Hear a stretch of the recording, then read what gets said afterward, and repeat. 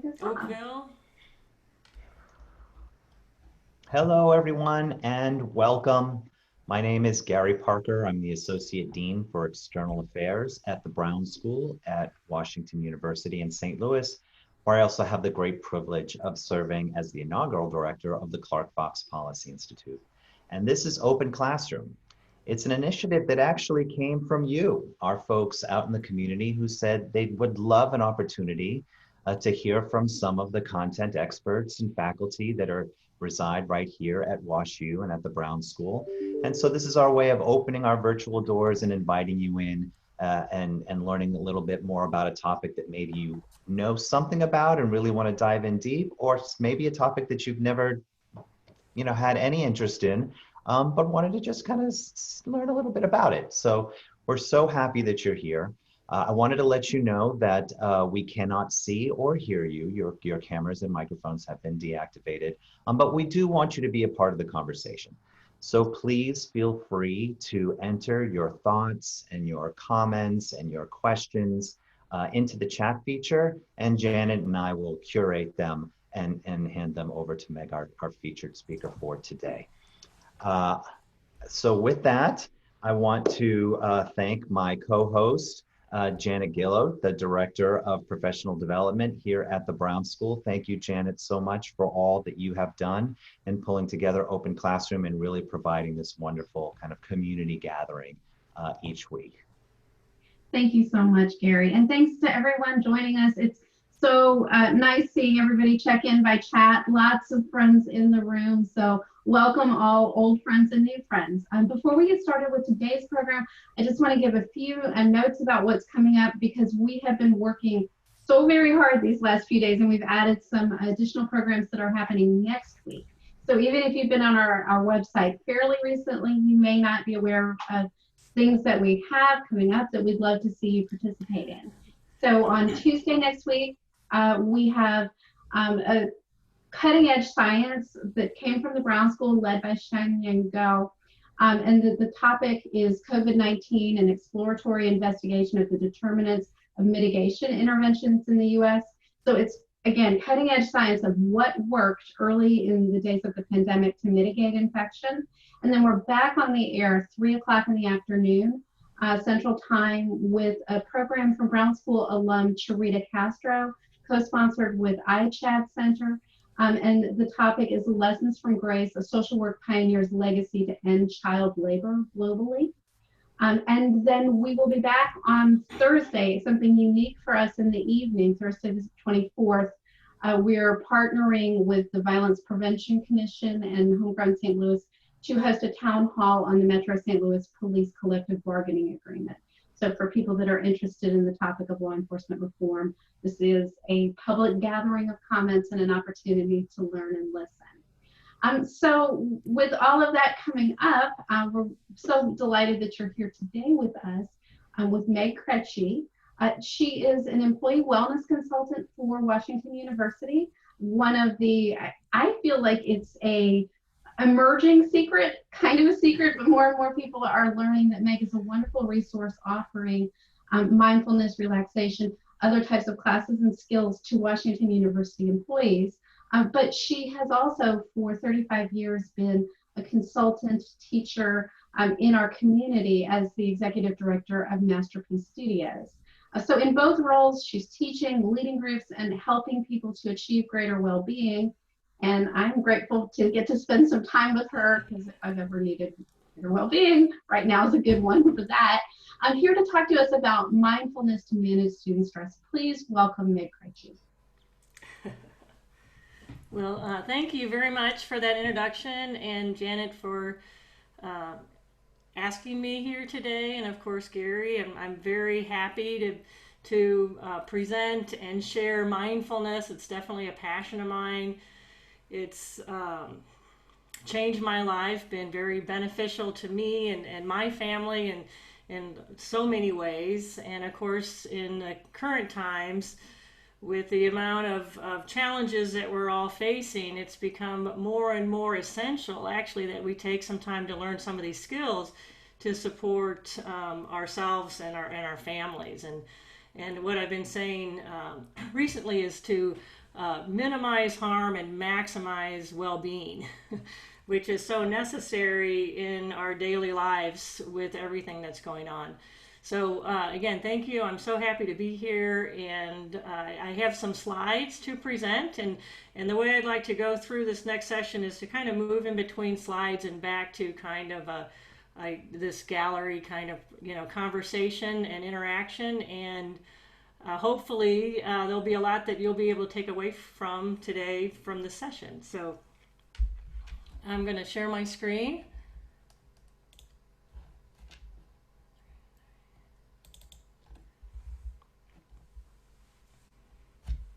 So, very good. So today we're going to talk about mindfulness, and it's really a taste of mindfulness, an introduction to mindfulness and these concepts and practices as it relates to parenting, or I see lots of people in the chat that are actually working with students directly, maybe not as a parent, but as a caregiver or a teacher.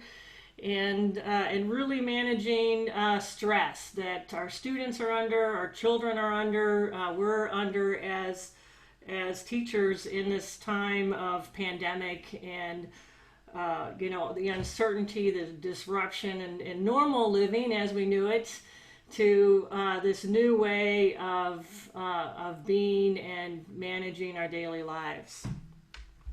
So one of the things before we get started is I just wanted to mention that superheroes. So, knowing in this time of pandemic and challenges and stressors on top of stressors, the list is so long, is that we've talked about our healthcare workers, definitely heroes, but also parents. Parents, you are superheroes. Consider yourself a superhero. And also caregivers of children and teachers that are interacting with our kids, who are also superheroes. I mean, this is just a time where we're up against immense challenges, and actually we're doing a pretty good job. We've gotten through the summer. We're incredibly adaptable. We managed this initial panic of isolation, coming home, setting up through the summer, and now that it's fall, we've got a new set of challenges going back to school, or what's happening now, of course, as parents, not only all of the responsibilities of daily life and care at home and working at home, but now schooling at home. So this is immense. It seems like chaos, actually. And so I just wanted to remind you that as superheroes, and kind of what we discovered during this time is that we have some strengths, right? And the opportunity to grow, and the opportunity to work together as a family, and like the Incredibles, right? And that we're all in this together, and it really is an opportunity to strengthen, family, and come together and work through this together. And acknowledge actually the stressors that we're all carrying as a unit, if you will, and even individually. And of course, I just love the nature of a superhero as well. That's like saving the day. And my kids especially, so I have 3 children. My youngest is at home right now, home from college, so new graduate at home.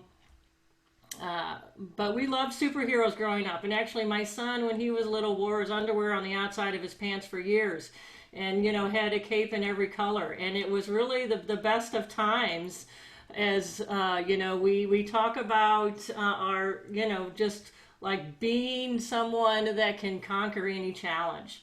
And it's kind of a fun way to a little bit of lightheartedness here about what we're all up against, and that we're going to get through this, and we're going to be better and stronger for it. And with today's session, really, it's I'd love to hear in the chat what age kids that you're working with, either your own, homeschooling at home, or in the organization or school, what age and what grade that you're working with, because today's conversation, we're really talking about all ages. And also, when we talk about stress, you know, if you want to put in the chat your top stressor, is, yeah, so we've got all over the calendar, or all over the spectrum for ages, from little, all the way up. And so, and when we talk about stressors, really, I want to define that as a threat to your happiness. And so the stressors can be across the spectrum as well. And it's one of those things we talked about, where we're all in this ocean together, but we're in separate boats.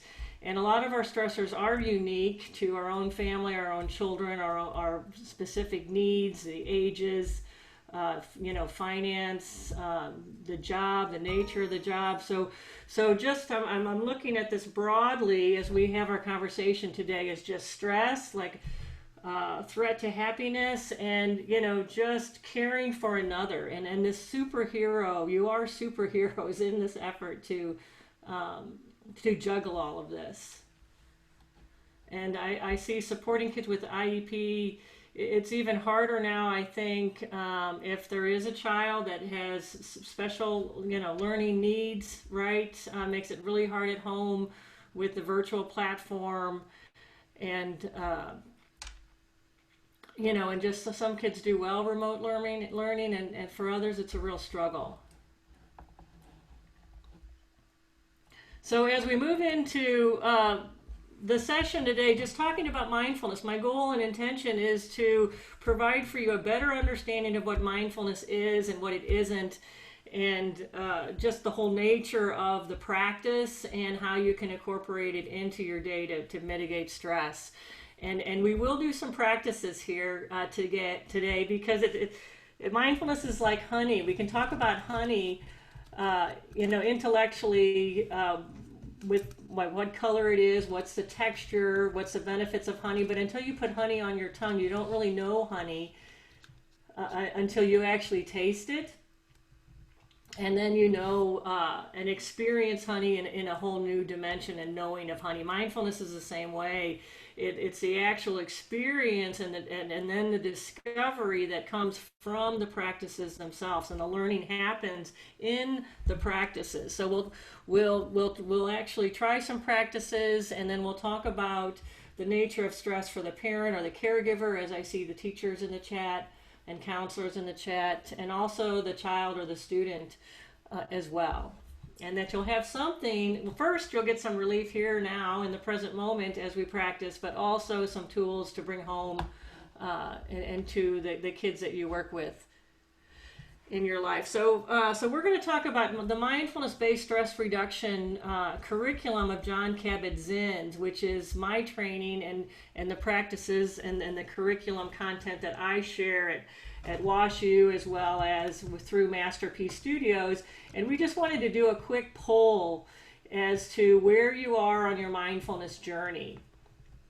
And so just go ahead and click on whatever one of these is true for you, more than one, and just to see where you are on this journey.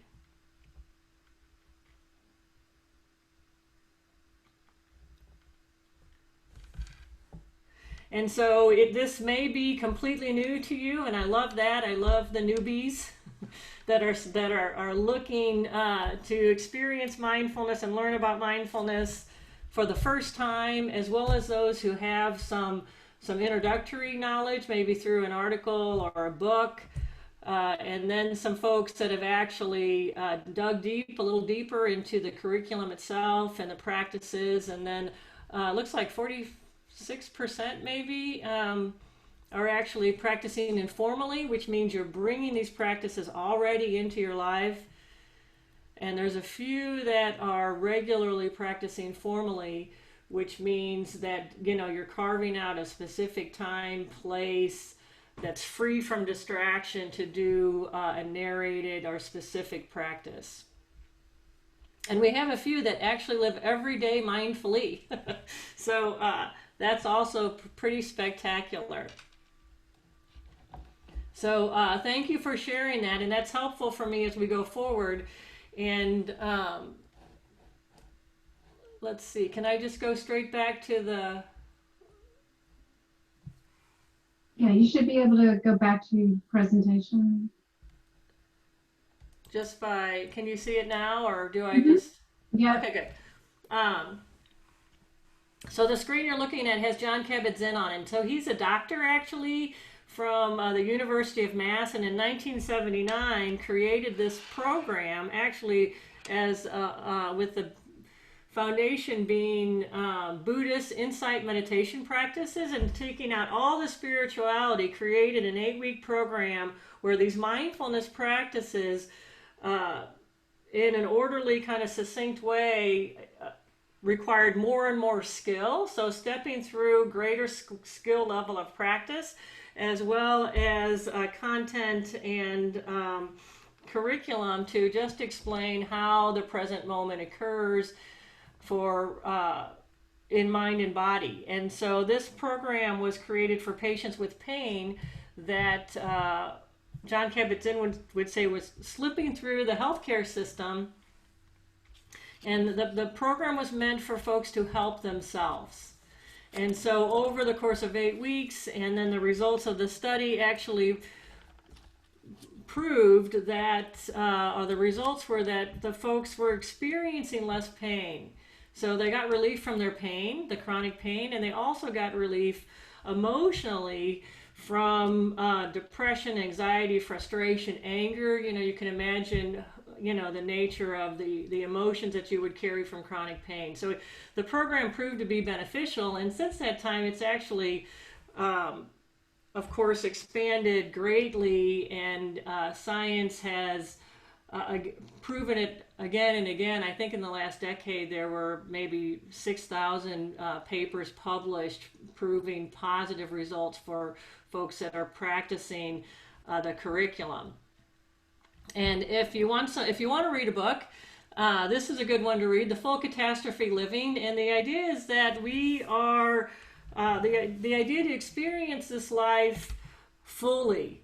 And what happens as we go through life, and it's especially true for this time, right? The stress is kind of sweep us away. We kind of get like caught up in the grip of life, the hamster wheel of life, the problems of life. And what happens is we tend to then miss the good stuff.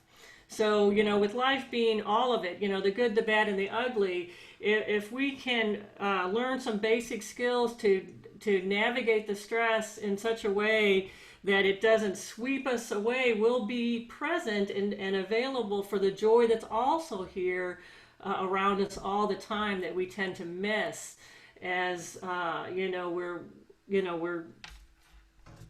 consumed by the challenge. And so this is a great book. It has the entire curriculum, The Full Catastrophe Living. If you Google Jon Kabat-Zinn, any number of his books will show up. And so just digging in a little deeper to the definition of mindfulness. And again, this is Jon Kabat-Zinn's definition. And with all the buzz around mindfulness right now, it's gotten a little bit of pushback, like the McDonald's version of mindfulness, McMindfulness, or the supermarket vision of mindfulness, where they don't really go beyond the relaxation that's possible through these practices, where really you can transform or shift your present moment experience in life to something that's more helpful. And so the definition that actually works for both the formal and informal practice and mindful living is paying attention. So mindfulness is a cognitive skill of focusing the mind where you want it, and holding the attention there as best you can. And so we learn to pay attention, and we do this in a particular way, in an open, relaxed, alert, curious. If you're not curious about this present moment, you know, the mind will wander. So curiosity in this moment is important. Accepting, allowing the moment to be exactly as it is. So these are also, the way we pay attention is also a skill that we learn, along with the skill of holding the attention, focus, concentration. And we do this practice on purpose, so which is very important because you either give the mind something to do or it finds something to do, and it will go move into autopilot maybe 47% of the time. And when it goes in autopilot, we're at the mercy of our habits, our conditioned cognitive neural pathways, the default network. It just starts moving in that direction. And when we're at the mercy of our habits, some of these thought patterns aren't helpful. They produce anxiety and worry and ruminating and fear. And so we know that the mind does this. It wanders, and we just bring it back. So there's intentionality and choice in the matter of coming back again and again and again to the present moment. And it's a moment-to-moment practice, because in any moment the mind will move into the past, or will pull you, a thought stream, away from this moment into a past memory or into a future story. And so we just keep bringing it back every moment, moment to moment. And we pay attention to our direct experience, not what the mind is saying about it. So what will happen is you might notice the mind talking to you, right? It's narrating what you're doing, how you're doing, why you're doing it. And so the direct experience is actually pre-verbal. It's more of a sensory in nature. That we're cultivating the skill to directly experience this moment, not what the mind is saying about it. And we do all this without judging and striving, which is the nature of stress. It's this judging this moment as bad, something's not quite right, judging this moment, there's a fixed opinion about how life should be, how my behavior should be, how others should be behaving, how circumstances should be. And it's just the nature of the mind. It's just how, it's a primal thing. It's how the mind works. So there's judging and there's stress when we judge this moment as that something's not quite right, and the idea that we need to fix or change this moment. And that's the striving. Again, there's some society conditioning here of producing, consuming, the idea of this moment as a means to the end. So in this moment, especially if we're judging it wrong, is the mind's wanting to be somewhere else other than here. And that's stress inducing. And so and these are habitual thinking thought patterns, and a lot of times we're not aware of these. They're kind of running under the surface. And with mindfulness, we begin to start to witness this thinking mind, the nature of the mind, and keep coming back, letting that go. It's a practice, and coming back to whatever the object is of present moment attention. And so that was kind of a long-winded definition, but hopefully if you have some familiarity, you've heard something new here in John Kabat-Zinn's definition. And I see a question in the chat about the difference between mindfulness and meditation. And mindfulness is a form of meditation. And of course, meditation, there's as many different types of meditation as there are exercise, ways to exercise. And what I love about mindfulness that makes it different than other types of meditation is it lends itself to everyday living, every day, every moment. So another definition, a simpler one, is to pay attention to what you're doing while you're doing it with kindness, because we do the best we can, and so does everyone else. So there are already areas of your life where you're aware and mindful, completely engaged, where the concept of time doesn't exist, and there's even rest inside it. If you think of the things you love to do and your hobbies, even aspects of your job, right, where you're completely engaged, and the practices of informal mindfulness is taking something you're already doing and bringing mindfulness to it. And inside of that,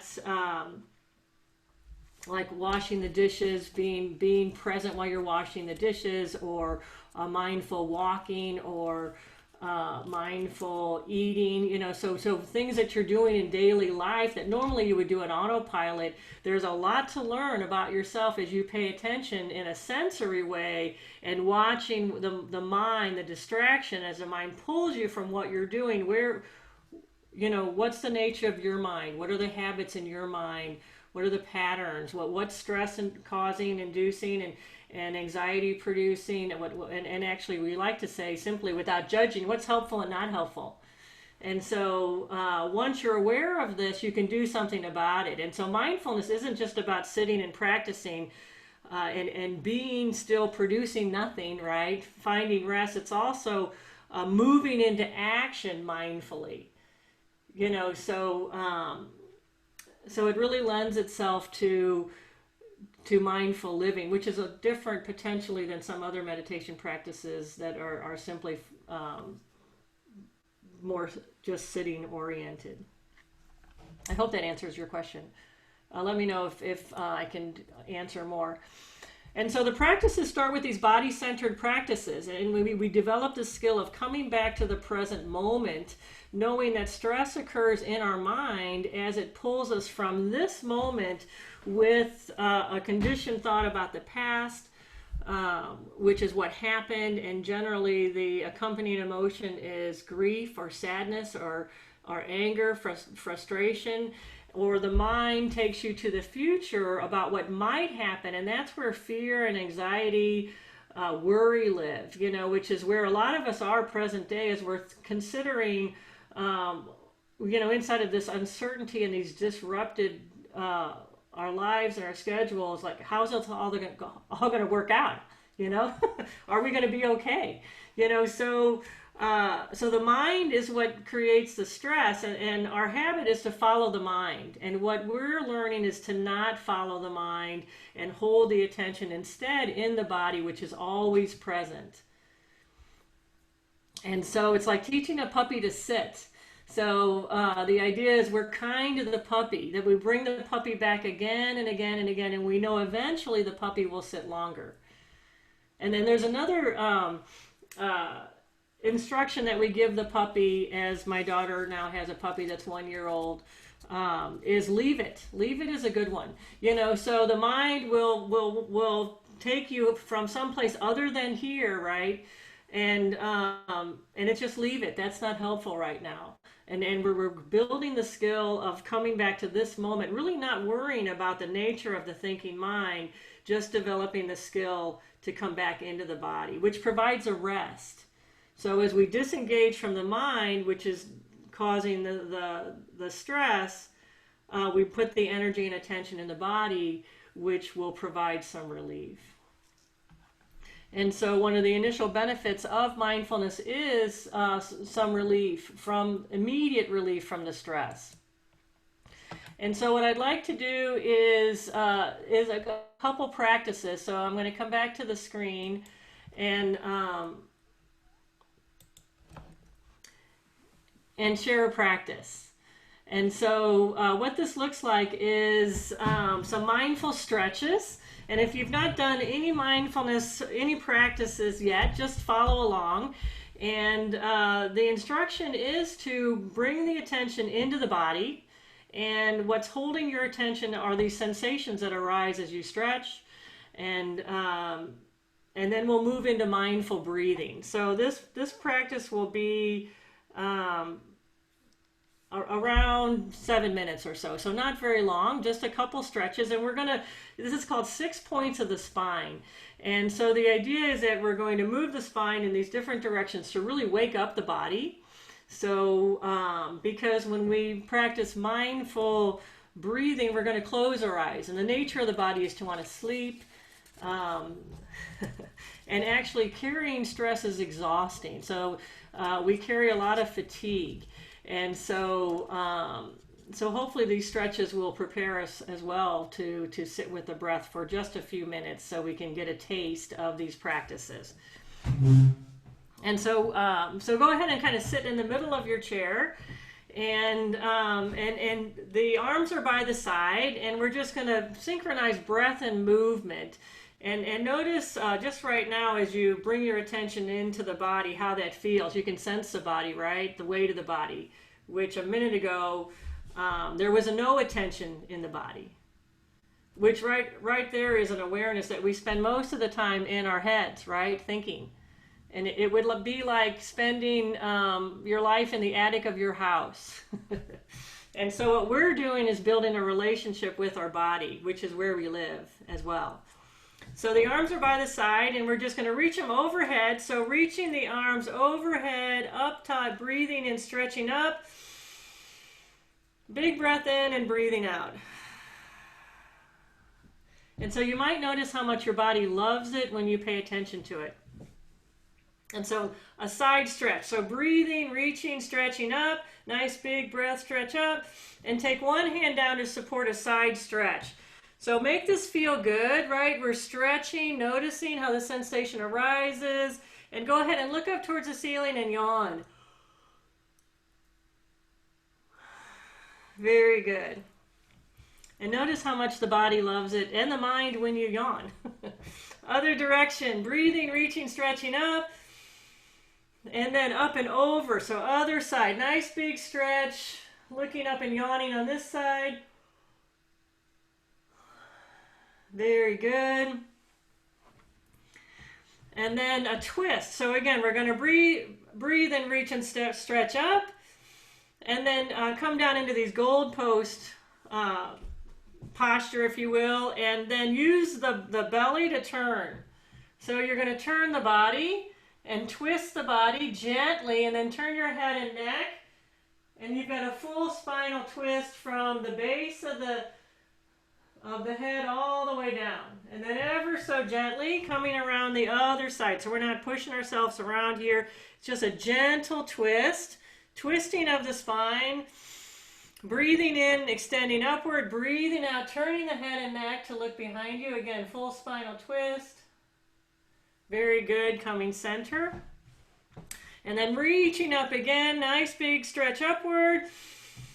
And then bringing the hands behind the head. So we're going to arch the back so the chin goes up and let the elbows go wide. The shoulder blades are together and you're breathing in the front body so the chest comes out. Big breath in. You can feel the breath in the front body. Breathing out, coming straight up and down and then reversing that. So the elbows come together. You tuck the chin and roll forward. So we're rounding the spine and round until the body says to stop. And just notice how the breath moves into the back body. Very good. And then coming upright and sitting to the back of the chair. Maybe rolling the shoulders as we find a posture to support the practice. So finding a comfortable position, and the hips are in the back of the chair. You can sense the weight of the body's supported in the chair, the feet are supported, and you're leaning back. So there's no efforting needed to support the body upright. You're completely supported, you're comfortable, and let the eyes either turn towards the floor or close the eyes.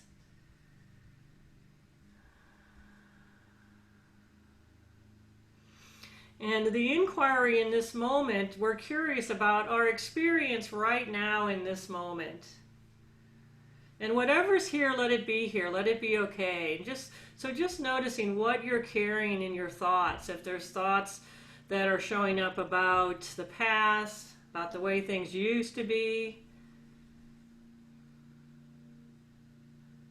or about the future, the uncertainty, even the to-do list, right, shows up, all that needs to get done, the challenges. And then noticing where we carry that in the body. How does that manifest in our physical body as maybe there's some tension, some holding, some gripping in the body. So it's just helpful to acknowledge what's here right now without resistance. So even if you don't want it, whatever's here, and just wrapping yourself in kindness for the experience of being you and everything that you're carrying.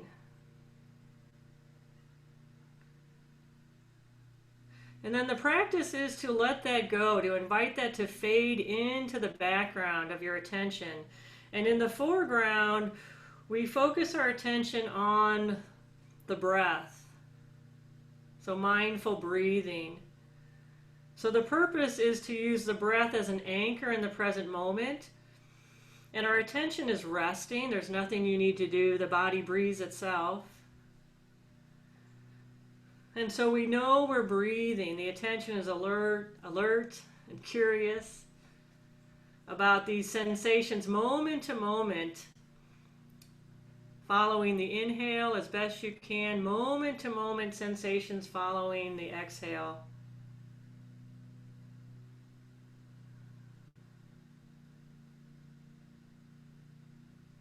And just noticing, of course, that the mind starts thinking also without any effort on your part. The thoughts arise, there's stories potentially, it all comes rushing back in, and that's not a problem. That's what happens. And with the practice, we flex that mindfulness muscle, we invite it to fade again and come back to the breath again and again and again, as if we're teaching a puppy to sit with patience and kindness towards that puppy that's learning.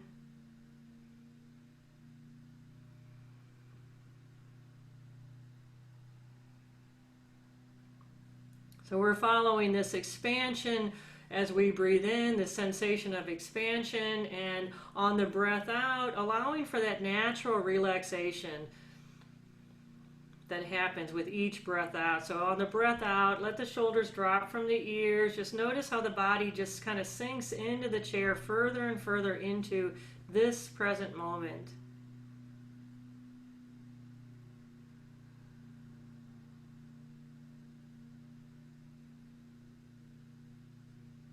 And just notice how as we breathe in, we're accepting of each breath exactly as it is. We don't need to fix, change, or improve the breath. That happens all on its own with each moment, these sensation and movement of the breath in and out of the body.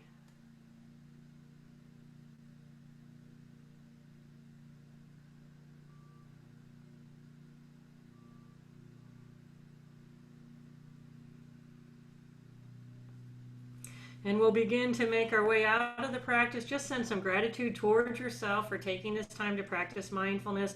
It's very much a self-care practice as we learn to drop out of the mind into the body for a rest. And we can do that anytime we need to.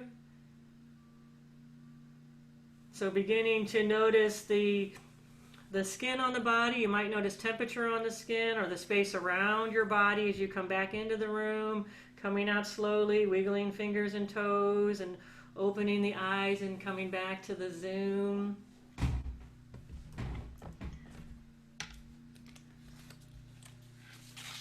And with mindfulness, a major component of mindfulness, along with that inquiry, is how am I? Is what did you notice as you paid attention? What did you learn about yourself? What you're carrying? The thinking mind. And so it's, I'd love to see maybe some comments in the chat. If you notice maybe the nature of your breathing before you started the practice to the end of the practice, was there a shift in your breathing? And so what's possible as we drop into these practices and we gain the skill, it's easier to drop in. So if you had a frustrating time, notice the frustration is a reaction, or the mind kept thinking and there was a reaction to that, it gets easier as you practice. And that happens pretty quickly, actually, and you begin to trust the process. Because actually, as we bring attention to the body, it'll naturally move towards rest. And this restorative, slower, steadier, deeper breath cycle. And so it's an opportunity actually in the moment, in any moment, to bring your attention to the breath, to get a break from the mind that's kind of gripped inside of the problems and the challenges of the day. And as we get a break, then actually we establish some rest and peace in our bodies and minds, so that when we come back out and need to move into action, we move from that place, as opposed to one that's more of a stressed, fearful-based place. I see someone feeling calm, which is great and very beneficial. So we are training the mind to focus, and we're also learning to be more kind towards ourselves as we learn and move through this life and these challenges. So keep throwing some ideas or your experiences of the practice in the chat. And if you have any questions about what you noticed, feel free to put those in the chat. And I am happy to answer any questions as we go forward.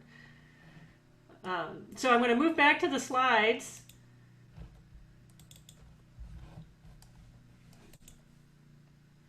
And I just wanted to, after we've experienced a practice, just come back to parents, or also in this case, if you're a caregiver for a child at school, or in some sort of the organization, BJC, or a counselor, just interchange parents with your name.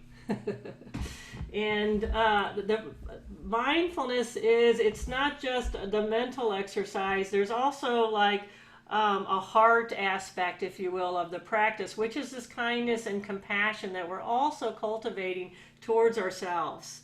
And so I think one of the most helpful things we can do in this time of stress is to take care of ourselves. And we've all heard about we've got to fill up our own cup, or we've got nothing else to give. So and the other classic line is, if you're stressed, the kids are stressed.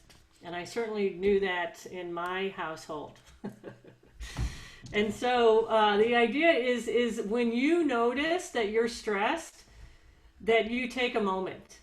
And it doesn't need to be 20 minutes. It can simply be checking into how are you, and then what do you need. I think I saw someone say they're thirsty. They needed something to drink.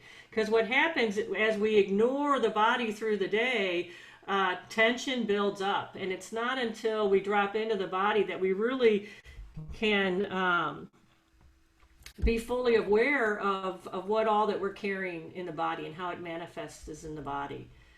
Especially as all of our energy is going outward, caring for everything else, the duties of the day, the workload, the child care, the homeschooling, that's a lot going out, and we need to take the time to move just a couple moments, disengaging the mind, taking care of the body. So this inquiry, we need to get really good at it. How am I right now? And let that be something that you ask yourself regularly. And then when you're aware, you can take action to support your own health and well-being. And a lot of that is just giving yourself a break. Knowing that the mind is judging, and that self-critical mind that's always commenting and narrating in not necessarily a helpful way. And with mindfulness, I like this play on responsibility. And of course, as adults, we have so many responsibilities, and that can be such a weighty word. But with this mindfulness, we really have a responsibility towards ourselves to take care of this body and this mind, and to know how this all works together. And inside of that, cultivating the ability to respond to life's challenges versus the automatic reaction that we would go to as a default when we're not present. And with these practices,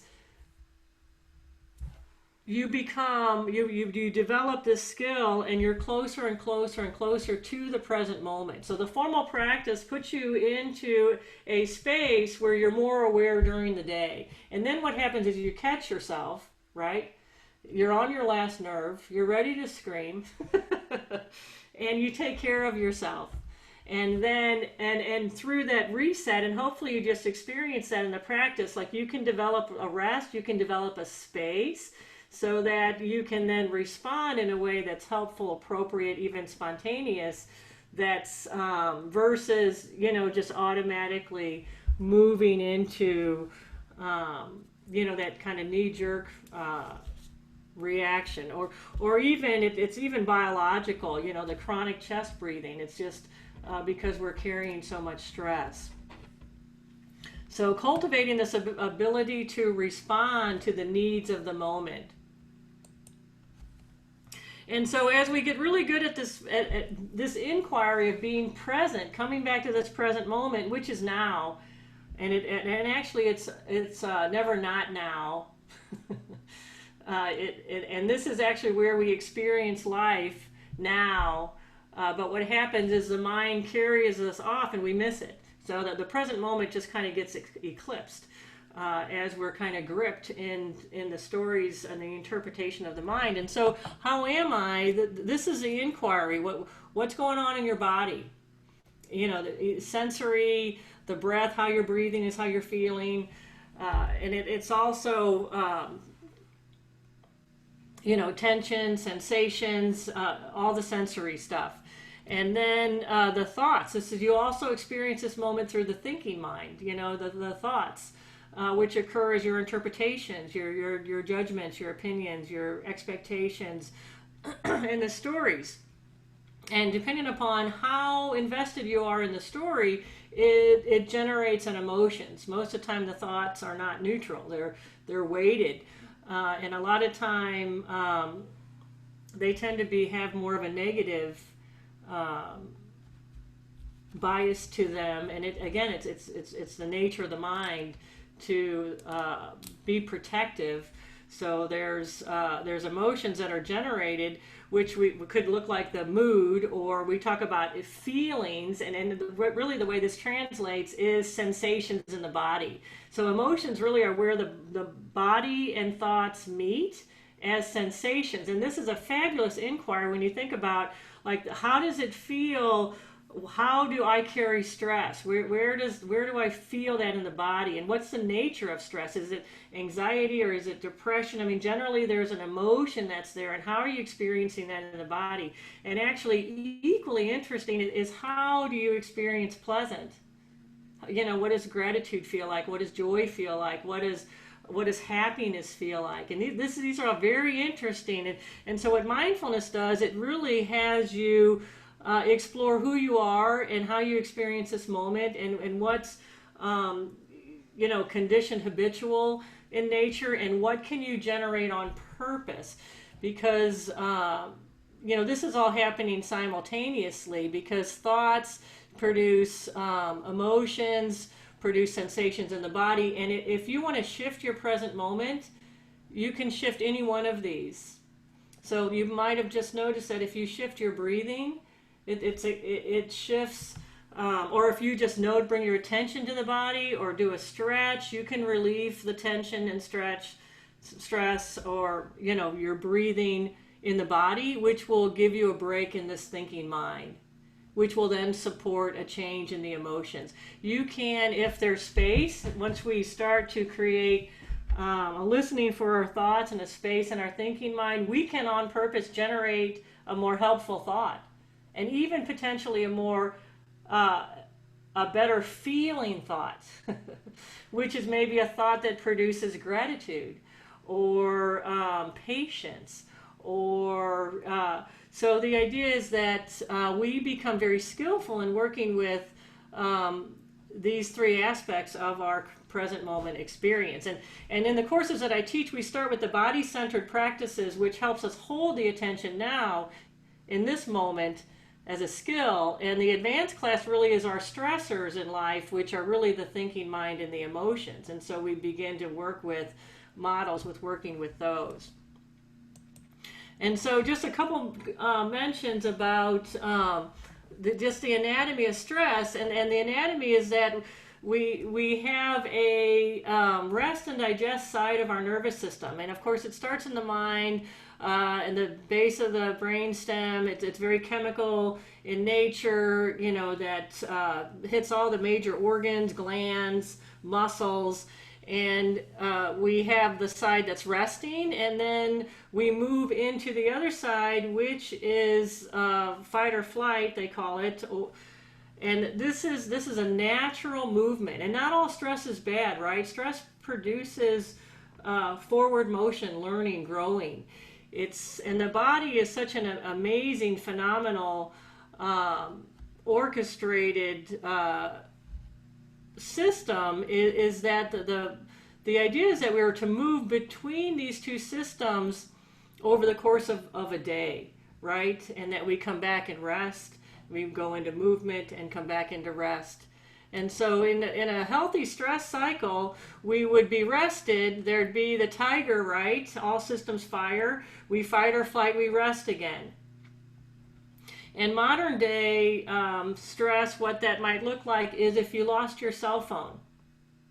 Like, oh my God, my cell phone, you know, and you can feel the energy in the body, just everything's firing, muscles tighten, you know, you're running around, you're turning over every cushion. And then you find your phone and everything's fine. You're okay. You know, you can feel the release. Or if you step out in traffic, there's, you know, off the sidewalk, you come back up on traffic, or if you're driving, someone's in your lane, you know, you can feel that burst of energy, and everything that you don't need to survive that, like the immune system, digestion gets suppressed, and then it's resolved and you come back to relaxation. And modern day, really, which is today, it's not like that. We don't have, like in this moment, we don't have life-threatening as much stressors. It's a lot of little stressors that, again, are perceived in the mind, that translate to a shift in the nervous system, and this experience of stress in our bodies. And that it's not resolved by fighting or running or even freezing. And so what happens is this builds over the course of the day, over the course of the week, the month, the year, and we're just carrying in our body without getting any relief. And so what we know, and this is why you as a caregiver, the parent, are so essential to take care of yourself, is we can't sustain this. We've got to start taking care of our body. Because it's kind of like, I don't know her name, but I thought this expression was perfect. It's like my reaction to everything right now. And we tend to live in that place because we've got so much going on. And the nature of the mind when there's uncertainty, the mind likes to rush in and try to protect, but it's not really helpful because our systems are all fired up. And unless we're mindful and paying attention to this, we just stay in that state. And then, of course, we've got headaches, stomach aches, back aches, we can't sleep. And so we've got to start taking care of ourselves. And we need to start teaching our children to take care of themselves because they're carrying massive amount of stress too.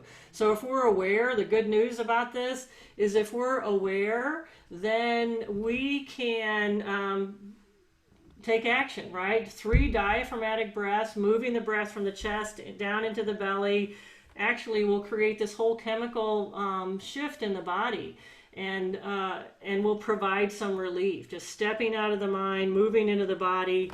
And there's lots and lots of different ways to practice mindfulness, bringing the attention to the present moment, that can provide a stepping out of this. Stepping out of this cycle. Because the other thing is we get swept away by all of this as well. And if we can come into the present moment, we can reprioritize to what's really important. And there's a saying about someone that's healthy has 1,000 dreams, someone that's not healthy has 1 dream, and that's to restore health. And so we've got to take care of ourselves, and now it's more important than ever that we really get familiar with this inner engineering, architecture, if you will, how this mind and body works together. And specifically the nature of your worries, your concerns, your stressors, and to work with those. And so when we talk about our children or our students, it's important that we acknowledge the stresses together, because we are all in this together. And as a family, or even in the classroom, we have shared stress right now. And I think if we're not acknowledging those, they just fester kind of and do damage. So acknowledging the stressors, and then the individual stress, like mindful listening, like when you ask somebody how are they, the answer's not fine anymore, or our children, how am I, or how are you, is to really listen. And they're just being there. You don't have to fix it. You can just be and listen, and provide that hug and companionship, and like walking together through this time is incredibly supportive at this time. And the idea that as you help them, you help yourself. And so do these practices together. And so there's the mindful breathing, noticing the breath, a count of breath in for 5, holding for 5, counting out for 5. With kids, they talk about just like breathing in and breathing out, like using your thumb for the inhale, the exhale. And there's many different ways to breathe. And as you sit together, and so this is kind of a funny picture, because kids will do that. They'll start humming and all sorts of things when you first get started. But they're actually craving it too. They're craving some relief from everything they're carrying. And this is not about fixing any of these problems. This is just providing relief in this moment and beginning to bring some awareness to how our body is and taking care of the body and getting our relief from the mind. And then celebrate the joys. We've got to take time. The joys are here as well. This pleasant and unpleasant are side by side all the time. And if we're not so focused on the unpleasant, there's opportunity for pleasant and joy and celebration, especially like right now, the change of the season. It's fall, it's sweater weather, there's hot cider and hot cocoa, is making that an event that you can celebrate, which almost seems normal, right? The change of season. And even celebrating, putting stuff on the fridge, celebrating, work at school, all of that, finding things to bring joy to. And then, of course, just regular scheduled routine as much you can in a mindful way that supports, that's life-giving, life-supporting. And I know we're kind of running out of time here, but taking this time out, this is a simple practice called stop. And when you're feeling stressed, which is just that nervous energy that starts to build in the body, that you take the pause, you stop, you take a breath, you observe what's going on in the body, which disengages from the mind, puts the energy in the body to reset back to a natural, off of fight or flight, into rest. And then what happens is whatever needs your loving attention next, you come from a rested, kind of grounded place, as opposed to, the other heightened fear, anxiety place. And we can do this with our kids. It's stopping and doing it together in the moment supports everyone. And so we are building new habits through these practices. And so when you become stressed, we can move into these helpful attitudes of patience, trust, accepting, allowing, laughing, not taking things so seriously is helpful. Like a little bit lighter load. And the resiliency and well-being, and I love this word, resiliency and well-being. The idea is, how am I? How am I being, and how deep is my well? So these practices will fill the well back up again, so that you're better able to step out and engage with the demands of the day from a place of more of a rested place.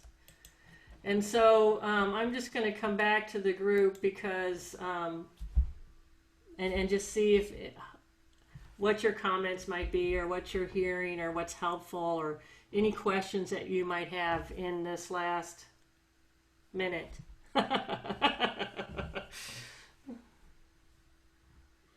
Thank you so much for that. Appreciate the practice, appreciate all the connections that you drew. I do want to acknowledge the time for anybody that needs to get on to the next thing, but thank you for your openness to take a question or two if there is one.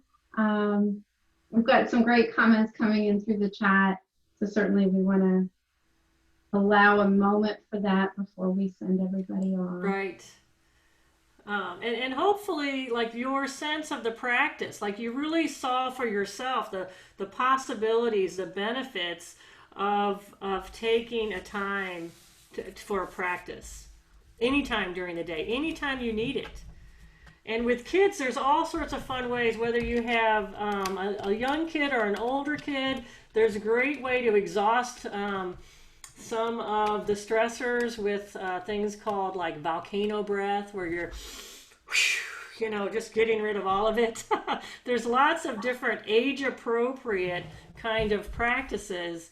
And as an adult, if you're a kid at heart, you'll love every one of them, even the ones for the, early childhood. Alrighty, well, with that, you're getting so much love and gratitude from the audience. We're certainly grateful for you, Meg, taking the time to be with us today. Always grateful for my co-host with the most, Gary Parker, joining us. Thank you all for being here, and hope to catch you next week or at a future open classroom. Take care, everybody, and be well. Yes, take care. Thank you so much, everyone, for participating.